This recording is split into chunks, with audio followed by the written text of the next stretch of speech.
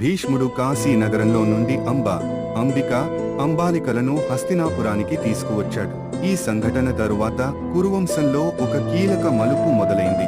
భీష్ముడు హస్తినాపురానికి వచ్చిన తర్వాత అంబ గురించి విషయం తెలిసింది. ఆమె ఇప్పటికే సెల్వరాజుతో ప్రేమలో ఉందని తెలిసి భీష్ముడు అంబను పంపించాడు. అంబాలిక మాత్రం హస్తినాపురంలో ఉండి రాజు విచిత్రవీర్యుడిని వివాహం చేసుకున్నారు. కురువంశంలో ఆనందం నిండింది. విచిత్రవీర్యుడు కొంతకాలం మాత్రమే జీవించాడు. అనారోగ్యంతో అలసిపోయి సంతానం లేకుండానే మరణించాడు. ఈ వార్తతో హస్తినాపురం విషాదంలో మునిగింది. సత్యవతి చింతలో పడ్డది.